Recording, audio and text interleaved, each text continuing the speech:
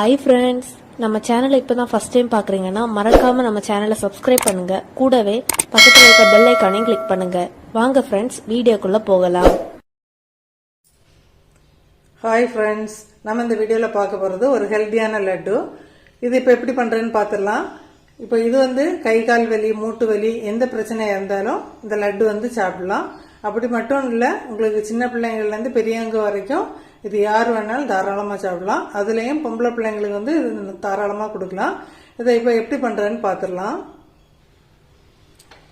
இப்போ அதுக்கு ஒரு பாத்திரம் நம்ம அடுப்பில் வச்சுருக்கோம். அதில் ஒரு மெஷரிங் கப்புக்கு 1.5 கப்பு கருப்பு உளுந்து எடுத்துருக்குறேன். நீங்கள் முழு உளுந்துன்னா முழு உளுந்து எடுத்துக்கலாம். நான் இப்போ உடச்ச உளுந்துல தான் 1.5 கப்பு உளுந்து எடுத்துருக்குறேன். இப்போ இதை பாத்திரத்தில் சேர்த்துடலாம். இப்போ எண்ணெய் நெய் எதுவுமே சேர்க்காம வெறும் கடாயிலே நம்ம வறுக்க போகிறோம். இதை ஃபர்ஸ்ட் நான் என்ன பண்ணியிருக்கேன் அப்படின்னு சொன்னால், நல்லா 2 தண்ணி வாஷ் பண்ணி துணியில் காய வச்சுருக்கேன். வீட்டுக்குள்ளே ஃபேன் காற்றுல தான் காய வச்சு எடுத்துருக்குறேன். இப்போ இதை வறுத்து எடுத்துடலாம்.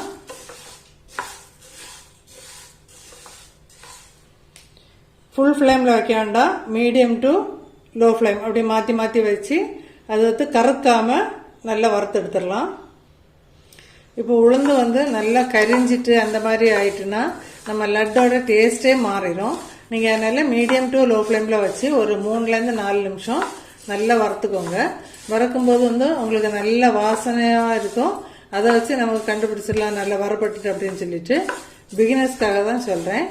அதனால் கலர் சேஞ்ச் ஆகாமல் நல்லா வறுத்து எடுத்துடலாம். இப்போ உளுந்து பாருங்கள், ஒரு 4 நிமிஷம் நல்லா நம்ம மீடியம் ஃப்ளேமில் வச்சு வறுத்துருக்கோம். நல்ல வாசனை வந்துச்சு, கலர் சேஞ்ச் ஆகவும் இல்லை. அங்கே பாருங்கள், இந்த மாதிரி டைமில் நம்ம ஸ்டவ் ஆஃப் பண்ணிடலாம். இப்போ உளுந்தை இந்த மாதிரி ஒரு பெரிய பிளேட்டில் தட்டி நம்ம இப்போ ஆற வச்சிடலாம். இப்போ அடுத்தது நம்ம எடுத்துருக்கிறது கருப்பு கவுனி அரிசி. இது ஒரு 1/4 கப்பு எடுத்துருக்குறேன் மெஷரிங் கப்புக்கு. இப்போ இதையுமே நல்லா வறுத்து எடுத்துடலாம்.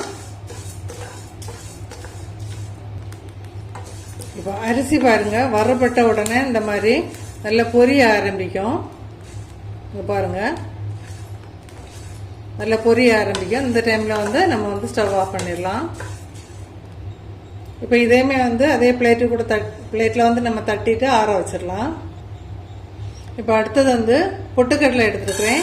இப்போ இது மெஷரிங் கப்புக்கு 3/4 கப்பு எடுத்துருக்குறேன். இதை லைட்டாக அது அந்த பேனோட சூட்டில் 1 நிமிஷம் வரப்பட்டா போதும். 1 நிமிஷம் வறுத்து எடுத்துடலாம். இப்போ பொரிகடலையுமே நம்ம 1 நிமிஷம் வறுத்துட்டோம். இப்போ இதையுமே பிளேட்டில் மாற்றிட்டு ஆற வச்சிடலாம். இப்போ நம்ம வறுத்து வச்சிருக்க எல்லாமே நல்லா ஆறட்டும். அதுக்கப்புறம் தான் நம்ம பொடி பண்ணி எடுக்க போகிறோம். ஒரு 2 நிமிஷம் வெயிட் பண்ணலாம். இப்போ நம்ம வறுத்து ஆற வச்சிருந்த உளுந்து, பொரிகடலை, அரிசி எல்லாம் சேர்த்து நம்ம மிக்சி ஜாரில் சேர்த்து நம்ம பொடி பண்ணி எடுக்க போகிறோம்.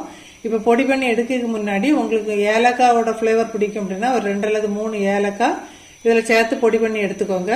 அப்படி இல்லை சுக்கு பிடிக்கும் அப்படின்னு சொன்னால் கொஞ்சமாக சுக்கு சேர்த்துக்கோங்க. நான் இப்போ இந்த மாதிரி ஒரு குட்டி பீஸ் சுக்கு எடுத்துருக்கிறேன். இப்போ இதையுமே இந்த இடிகளில் போட்டு ஒரு தள்ளி மிக்சி ஜாரில் சேர்த்து இப்போ எல்லாம் சேர்த்து நம்ம பொடி பண்ணி எடுத்துகிட்டு வந்துடலாம். இப்போ உளுந்தை இதை போல் நல்ல நைஸாக பொடிச்சு எடுத்துகிட்டு வந்தாச்சு. நான் இப்போ நீங்கள் இது இனிப்பு நாட்டு சர்க்கரை, கருப்பட்டி, வெல்லம் எது வேணாலும் சேர்த்துக்கலாம். வெள்ளச்சீனி சேர்க்க வேண்டாம், அது ஹெல்த்துக்கு ரொம்ப நல்லதில்லை. நான் இப்போ நாட்டு சர்க்கரை தான் எடுத்துருக்கிறேன். நாட்டு சர்க்கரை நம்ம எடுத்த உளுந்தோட அளவுக்கு 1.5 கப்பு எடுத்துருக்கிறேன். இப்போ அதில் பாதியை இது கூட சேர்த்து பொடி பண்ண போகிறேன். இன்னும் கொஞ்சமாக உளுந்து இருக்குது, அது கூட சேர்த்து பாதியை இன்னும் பொடி பண்ணிடலாம். அப்போ உங்களுக்கு நல்லா மிக்ஸ் ஆகி கிடைக்கும். ஃபர்ஸ்ட் உளுந்தை நல்லா பொடி பண்ணிட்டு அதுக்கப்புறம் நம்ம நாட்டு சர்க்கரை சேர்த்துக்கலாம். இப்போ நாட்டு சர்க்கரை சேர்த்து ஒருக்கா பொடி பண்ணி எடுத்துட்டு வந்துடலாம். இப்போ பாருங்க, நாட்டு சர்க்கரையும் சேர்த்து பொடி பண்ணி எடுத்துட்டு வந்தாச்சு. இப்போ இதே போல மீதி இருக்கிற உளுந்தையும் நம்ம பொடி பண்ணி எடுத்துட்டு வந்துடலாம். நம்ம இப்போ 2வது பேட்சை பொடி பண்ணி எடுத்துட்டு வந்தாச்சு. இப்போ எல்லாம் சேர்த்து நல்லா கை போட்டு நல்லா மிக்ஸ் பண்ணிடலாம். ஃபர்ஸ்ட் நம்ம இதை உருட்டுறதுக்கு நல்லெண்ணெய் அப்படி இல்லாட்டி நெய் சேர்த்து உருட்டலாம். நம்ம இப்போ நல்லெண்ணெய் தான் சேர்த்து உருட்ட போகிறோம். அதே போல் இனிப்பு நான் 1.5 கப்பு எடுத்துருக்கிறேன். நீங்கள் 2 கப்பு வரையும் எடுத்துக்கலாம், அது அவங்கவுங்க விருப்பம்தான். இப்போ நல்லெண்ணெய் வந்து 3/4 கப்பு நல்லெண்ணெய் வேணும். அதை வந்து சூடு பண்ணி இதில் ஊற்றி நம்ம உருட்ட போகிறோம். இப்போ நல்லா ஒருக்கா மிக்ஸ் பண்ணி எடுத்துக்கோங்க ஃபஸ்ட்டு. இப்போ 2 பேட்சாக பொடிச்சு எடுத்ததுனால அந்த இனிப்பு வந்து எல்லா இடம் பட கரெக்டாக இருக்கணும் அப்படின்ட்டு இனி நல்லெண்ணெயை சூடு பண்ணிடலாம். இப்போ நல்லெண்ணெய் வந்து நம்ம சூடு பண்ணிடலாம். நல்லெண்ணெய் வந்து ரொம்ப புகை வர அளவுக்கு ரொம்ப காய்ச்ச வேண்டாம், ஆனாலும் நல்லா சூடாகணும். இப்போ 1 நிமிஷம் நல்லா சூடாகட்டும்.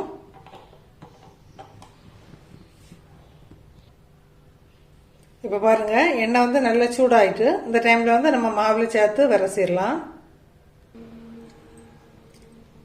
இப்போ நம்ம கொஞ்சம் கொஞ்சமா எண்ணெயை சேர்த்துட்டு மாவை மிக்ஸ் பண்ணிடலாம்.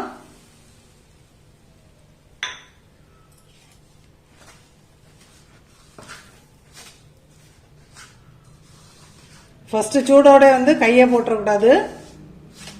நல்லா வந்து எண்ணெய் எல்லாம் சேர்த்து மாவு எல்லாம் நல்லா மிக்ஸ் ஆன பிறகுதான் நம்ம வந்து கை அந்த ஆறின பிறகு தான் உருட்டணும்.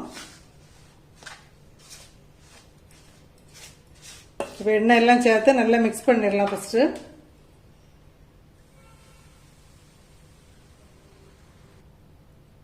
நம்ம போய் எண்ணெய் சேர்த்து கரண்ட் எடுத்து நல்லா மிக்ஸ் பண்ணிட்டோம். இனி வந்து கை எடுத்து நல்லா ஒருக்க விரசிட்டு உருட்ட ஆரம்பிச்சிடலாம். நீங்கள் உருண்டை பிடிக்கிறது வந்து உங்கள் விருப்பத்துக்கு பிடிச்சிக்கோங்க. இப்போ சின்ன பிள்ளைங்களுக்கு எல்லாம் கொடுக்குறதுன்னா ஒரு மீடியம் சைஸ் உருண்டை அந்த அளவு போதும். அது அவங்கவுங்க தேவைக்கேற்ப எப்படி வேணாலும் நீங்கள் உருண்டை பிடிச்சிக்கலாம்.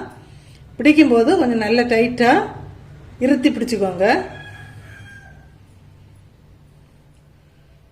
இதை மாதிரி நம்ம எடுத்து வச்ச எல்லா மாவை வந்து உருண்டை பிடிச்சிட்டு பார்க்கலாம். நம்ம இப்போ எடுத்துருந்த மாவு எல்லாமே உருண்டை பிடிச்சாச்சு. இந்த லட்டு வந்து நீங்கள் 15லேருந்து 20 நாள் வரைக்கும் தாராளமாக ஸ்டோர் பண்ணலாம், கெட்டு போகாது. ஃப்ரிட்ஜில் எதுவுமே வைக்க தேவையில்லை. நீங்கள் வெளியே வச்சு தாராளமாக யூஸ் பண்ணலாம். இதே அளவில் ட்ரை பண்ணி பாருங்கள் ஃப்ரெண்ட்ஸ். ட்ரை பண்ணி பார்த்துட்டு மறக்காமல் கமெண்ட் பண்ணுங்கள்.